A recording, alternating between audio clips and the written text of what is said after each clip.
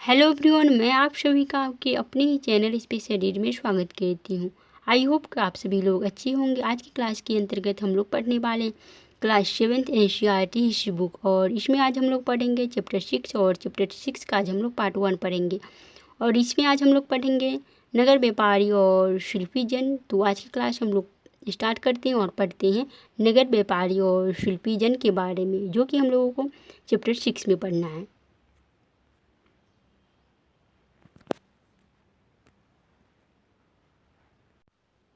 तो चैप्टर को स्टार्ट करने से पहले मैं आप लोगों को कुछ इम्पोर्टेंट बातें बता देती हूँ। स्टेट का जो सर्टिफिकेट था वह डिजी लॉकर में डाल दिया गया है, आप लोग डाउनलोड कर सकते हैं। तो और मैंने क्लास 6 का प्लेलिस्ट क्रिएट कर दिया है, आप लोग क्लास 6 हिस्ट्री बुक को प्लेलिस्ट में जा कर के देख सकते हैं चैप्टर वाइज।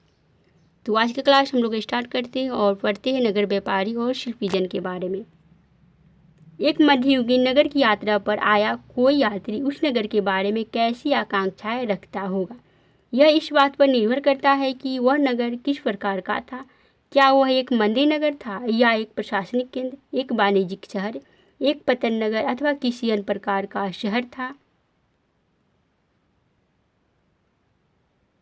वस्तुतः कई नगर तो एक साथ अनेक प्रकार के थे। वे प्रशासनिक नगर तथा मंदिर नगर होने के साथ साथ वाणिज्यिक कार्यकलापों और शिल्प उत्पादन के केंद्र भी थे। तो कई नगर जो थे वह एक साथ अनेक प्रकार के थे, जिसमें प्रशासनिक नगर तथा मंदिर नगर होने के साथ साथ वे वाणिज्यिक कार्यकलापों और शिल्प उत्पादन के केंद्र भी थे।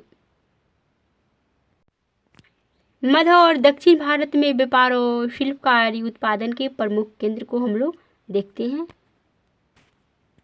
तो आप लोग देख लीजिए एक बार। काबुल, पुष्कर, अजमेर, वृंदावन, अहमदाबाद, सूरत।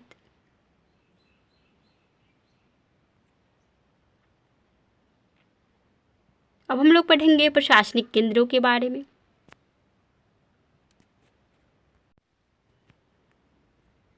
चोल राजाओं की राजधानी कहाँ थी? तंजावुर। तो आप लोगों से सीटेट में पूछा जा सकता है कि चोल राजाओं की राजधानी कहाँ थी? तो तंजावुर। वर्ष में 12 महीने बहने वाली कावेरी नदी तंजावुर नगर के पास बहती है। तो कावेरी नदी कहाँ बहती है? तंजावुर नगर के पास। तो तंजावुर किसकी राजधानी है? तंजावुर जो है वह चोल राजाओं की राजधानी तंजावुर है, जो कि कावेरी नदी के पास में है तंजावुर नगर। राजराज चोल द्वारा निर्मित राजराजेश्वर मंदिर की घंटियां बजती हुई सुनाई देती है। तो राजराज चोल द्वारा निर्मित जो है राजराजेश्वर मंदिर की घंटियां जो है बजती हुई सुनाई देती है। लोकनगर के वास्तुकार कुंजर मल्लन राजराज पेरुथच्चन की वास्तुकला की प्रशंसा करते हुए नहीं थकते। हमें जो है वास्तुकार का नाम इसलिए पता है क्योंकि उसने गर्व से अपने नाम को मंदिर की दीवार पर उत्कीर्ण किया। तो हमें वास्तुकार का क्यों नाम पता है? तो उसने जो है अपने नाम को मंदिर की दीवार पर उत्कीर्ण किया था, इसलिए हम लोगों को वास्तुकार का नाम पता है। तो वास्तुकार का क्या नाम था? कुंजर मल्लन राजराज पेरुथच्चन। मंदिर के भीतर एक विशाल शिवलिंग स्थापित है। तो मंदिर के भीतर जो है वह विशाल शिवलिंग उसके भीतर स्थापित किया गया है। तो आप लोगों से सीटेट में इस तरह का भी क्वेश्चन पूछा जा सकता है कि वास्तुकार का नाम क्या है, या फिर राजराज चोल द्वारा निर्मित कौन सा मंदिर था? तो राजराजेश्वर मंदिर था, राजराज प्रथम के द्वारा निर्मित। इस मंदिर के अलावा नगर में अनेक राजमहल हैं। तो इस मंदिर के अलावा नगर में जो है अनेक राजमहल हैं, जिनमें कई मंडप भी बने हुए हैं। राजा लोग इन मंडपों में अपना दरबार लगाते थे। तो आप लोगों से सीटेट में पूछा जा सकता है कि मंडप में राजा लोग क्या करते थे? तो राजा लोग जो है अपना दरबार भी लगाते थे। यहीं से वे अपने अधीनस्थों के लिए आदेश जारी करते थे। तो यहीं से वे जो है अपने अधीनस्थों के लिए आदेश जारी करते थे। नगर में सैन्य शिविर भी बने हैं। तो नगर में जो है सैन्य शिविर भी बने हुए हैं।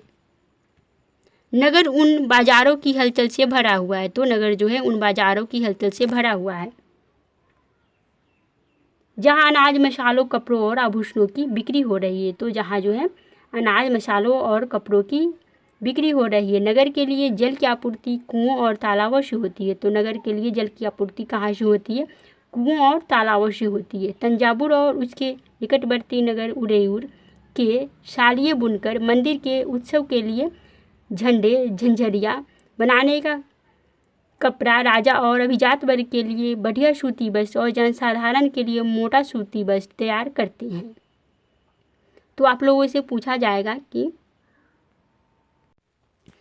कौन से बुनकर है जो कि मंदिरों के लिए सभी चीज़ तैयार करती है? तो शालिए बुनकर जो है वह मंदिरों के उत्सव के लिए झंडे झंझरिया बनाने का कपड़ा राजा और अभिजात वर्ग के लिए बढ़िया सूती वस्त्र और जनसाधारण के लिए मोटा सूती वस्त्र तैयार करते हैं।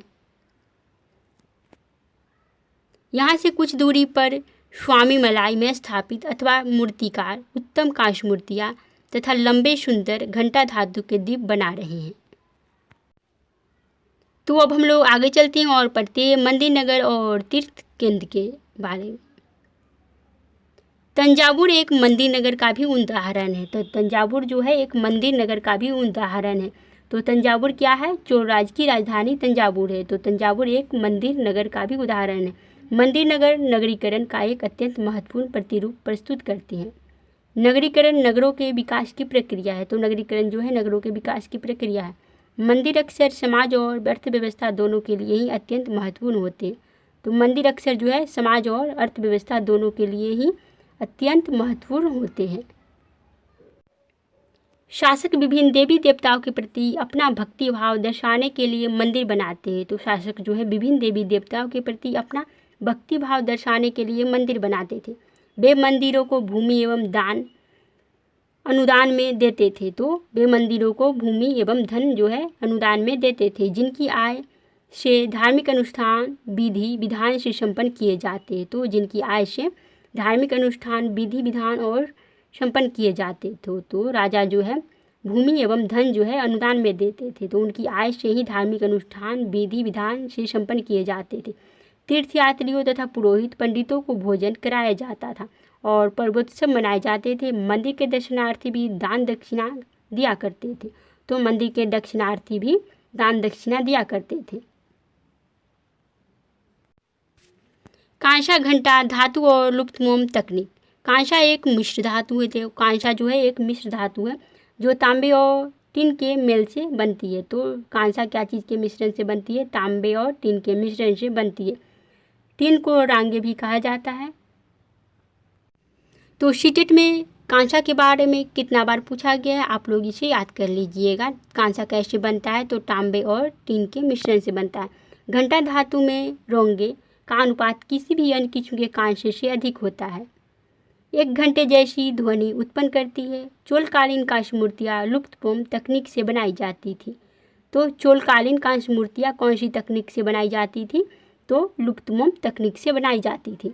इस प्रविधि के अंतर्गत सर्वप्रथम मोम की एक प्रतिमा बनाई जाती थी। इसे चिकनी मिट्टी से पूरी तरह लीप कर सूखने के लिए छोड़ दिया जाता था। जब वह पूरी तरह सूख जाती थी तो उसे गर्म किया जाता था और उसके मिट्टी के आवरण में एक छोटा सा छेद बनाकर उस छेद के रास्ते सारा पिघला हुआ मोम बाहर निकाल लिया जाता था। फिर चिकनी मिट्टी के खाली सांचे में उसी छेद के रास्ते पिघली हुई धातु भरती जाती थी। जब वह धातु ठंडी होकर ठोस हो जाती थी तो चिकनी मिट्टी के आवरण को सावधानीपूर्वक हटा दिया जाता था और उसमें से निकली प्रतिमा को साफ करके चमका दिया जाता था।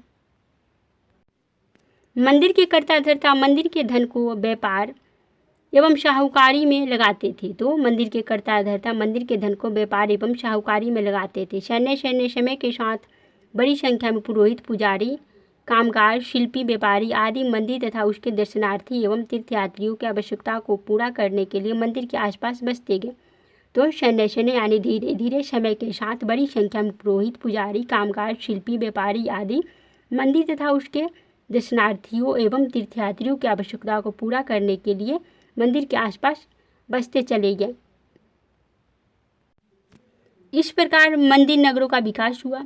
इसी रीति से मंदिरों के चारों ओर अनेक नगरों का आविर्भाव हुआ। जैसे मध्य प्रदेश में भिलस्वामिन यानी भिलसा या विदिशा और गुजरात में सोमनाथ कुछ अन्य महत्वपूर्ण मंदिर नगर तमिलनाडु में कांचीपुरम तथा मदुरै और आंध्र प्रदेश में तिरुपति है। तो मध्य प्रदेश में भिलस्वामिनी का मंदिर है यानी भिलसा या विदिशा का, और गुजरात में जो है सोमनाथ का मंदिर है, और तमिलनाडु में कांचीपुरम तथा मदुरै और आंध्र प्रदेश में तिरुपति का मंदिर है। तीर्थ स्थल भी धीरे धीरे नगरों के रूप में विकसित होते गए। वृंदावन, जो कि कृष्ण के नगरों के बारे में जानते, जो कि कृष्ण की नगरी भी था वृंदावन उत्तर प्रदेश में है, और तिरुवल्लुवलाई जो है तमिलनाडु में है। तो वृंदावन जो है कृष्ण की नगरी के रूप में भी जाना जाता है, वह है उत्तर प्रदेश में, और तिरुवल्लुवलाई जो है वह तमिलनाडु में है। ऐसे नगरों के 2 उदाहरण हैं। अजमेर राजस्थान, तो अजमेर जो है राजस्थान में 12वीं शताब्दी में चौहान राजाओं की राजधानी था। तो अजमेर जो है 12वीं शताब्दी में चौहान राजाओं की राजधानी था, और आगे चलकर मुगलों के शासन में वह सूबा मुख्यालय बन गया था। यह नगर धार्मिक संस्कृति का एक उत्कृष्ट उदाहरण प्रस्तुत करता है। सुप्रसिद्ध सूफी संत ख्वाजा मुइनुद्दीन चिश्ती यहाँ 12वीं शताब्दी में बस गए थे। तो ख्वाजा मुइनुद्दीन चिश्ती अजमेर में बस गए थे 12वीं शताब्दी में, और उनके दर्शनार्थी एवं श्रद्धालु सभी मतों के हुआ करते थे। अजमेर के पास ही पुष्कर सरोवर है। तो अजमेर के पास कौन सा सरोवर है? तो पुष्कर सरोवर है, जहाँ प्राचीन काल से ही तीर्थयात्री आते रहे हैं। चोलकालीन कांस्य मूर्ति, जिसमें कृष्ण को नाग राक्षस कालिया को काबू करते दिखाया गया है। तो चोलकाल में एक कांस्य मूर्ति मिली है, जिसमें कृष्ण को नाग राक्षस कालिया को काबू करते हुए दिखाया गया है। छोटे नगरों का संजाल, 8वीं शताब्दी से ही उपमहाद्वीप में अनेक छोटे छोटे नगरों का संजाल बिछने लगा था। संभवतः उनका प्रादुर्भाव बड़े बड़े गांवों से हुआ था। उनमें आमतौर पर एक मंडपिका, बाद में जिसे मंडी कहा जाने लगा, होती थी, जहां आसपास के गांव वाले अपनी उपज बेचने के लिए लाते थे।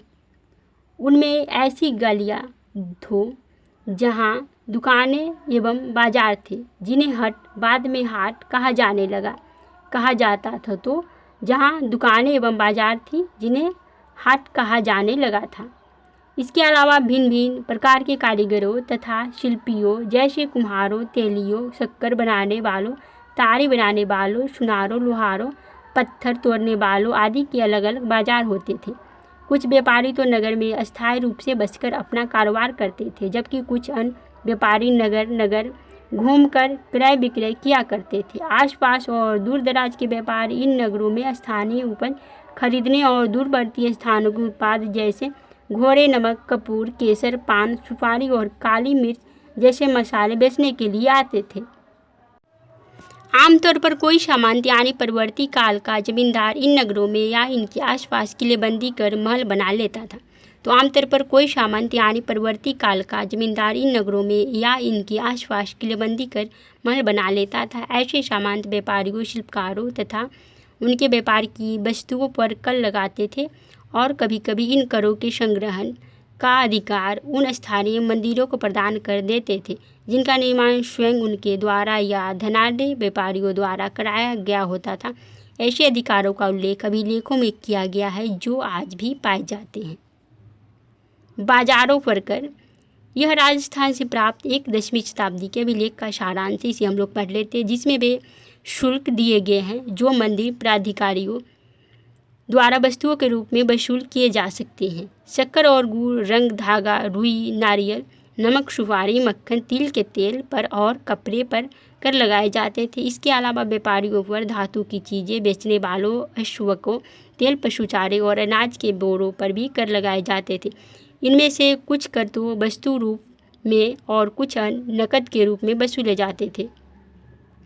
बड़े और छोटे व्यापारी कई प्रकार के हुआ करते थे। उनमें बंजारे लोग भी शामिल थे।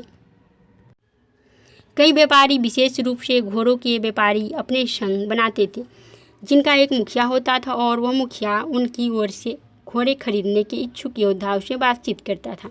चूँकि व्यापारियों को अनेक राज्यों तथा जंगलों से होकर गुजरना पड़ता था, इसलिए वे आमतौर पर काफिले बनाकर एक साथ यात्रा करते थे और अपने हितों की रक्षा के लिए व्यापार संघ यानी गिल्ड बनाते थे। तो व्यापार संघ को गिल्ड भी कहा जाता था। दक्षिण भारत में 8वीं शताब्दी और परवर्ती काल में अनेक ऐसे संघ थे। उनमें सबसे प्रसिद्ध मणिग्राम और नानदेशी था। तो दक्षिण भारत में 8वीं शताब्दी में परवर्ती काल में अनेक ऐसे संघ थे। उनमें सबसे प्रसिद्ध मणिग्राम और नानदेशी थे। तो मणिग्राम और नानदेशी के बारे में एक बार सीटेट में पूछा गया है। ये व्यापार संघ प्रायद्वीप के भीतर और दक्षिण पूर्व एशिया तथा चीन के साथ भी दूर दूर तक व्यापार करते थे। इसके अलावा चेटियार और मारवाड़ी, ओसवाल जैसे समुदाय भी थे, जो आगे चलकर देश के प्रधान व्यापारी समूह बन गए। गुजराती व्यापारियों में हिंदू, बनिया और मुस्लिम बोहरा दोनों समुदाय शामिल थे।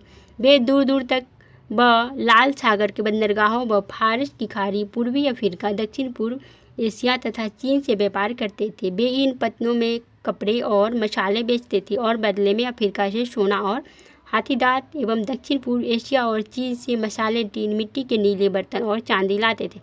पश्चिम तट के नगरों में अरबी, फारसी, चीनी, यहूदी और सीरियाई ईसाई बस गए थे। लाल सागर के बंदरगाहों में बेचे जाने वाले भारतीय मसाले और कपड़े इतालवी व्यापारियों द्वारा खरीदे जाते थे और वहां से वे उन्हें आगे यूरोपीय बाजारों में पहुंचाते थे।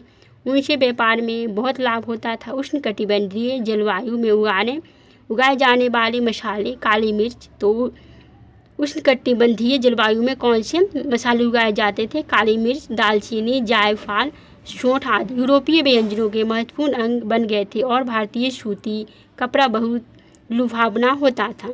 ये चीज़ें ही यूरोपीय व्यापारियों को भारत तक खींच लाई। तो अब हम लोग काबुल के बारे में पढ़ लेते हैं। काबुल अपने पहाड़ी और विषम भूदृश्य के साथ 16वीं शताब्दी से राजनीतिक और वाणिज्यिक दृष्टि से महत्वपूर्ण बन गया। काबुल और कांधार सुप्रसिद्ध रेशम मार्ग से जुड़ गए थे। तो काबुल और कांधार जो थे सुप्रसिद्ध रेशम मार्ग से जुड़े हुए थे। साथ ही घोड़ों का व्यापार भी मुख्य रूप से इसी मार्ग से होता था। तो घोड़ों का व्यापार भी मुख्य रूप से काबुल और कांधार से होता था। 17वीं शताब्दी में होरो के एक सौदागर जा बेप्टिस्टे टेरेबिनियर ने अनुमान लगाया था कि काबुल में घोड़ों का व्यापार प्रति वर्ष 30,000 रुपयों का होता था, जो उन दिनों में एक बड़ी भारी रकम समझी जाती थी। काबुल से मेवे, खजूर, गलीचे, रेशमी कपड़े और ताज़े फल ऊँटों पर लाद कर लाए जाते थे और उपमहाद्वीप तथा अन्य भागों में बेचे जाते थे। इनके अलावा गुलाम की बिक्री के लिए लाए जाते थे। तो मैं आप लोगों को कुछ इम्पोर्टेंट बात बता देती हूँ, कुछ महत्वपूर्ण बात बता देती हूँ। सीटेट का जो सर्टिफिकेट था वह डिजी लॉकर में डाल दिया गया है और मैंने 6th क्लास हिस्ट्री का बुक जो है वो पूरा पढ़ा दिया है और उसका मैंने प्लेलिस्ट भी क्रिएट कर दिया है। आप लोग प्लेलिस्ट में जा कर के पढ़ सकते हैं, क्योंकि अब नेक्स्ट सीटेट का जो है वह नोटिफिकेशन जल्दी आ जाएगा, क्योंकि सीटेट का सर्टिफिकेट जो है डिजी लॉकर में डाल दिया गया है। तो नोटिफिकेशन भी जल्द आने की संभावना है। तो इस वीडियो में इतना ही, फिर मिलेंगे नेक्स्ट वीडियो के साथ।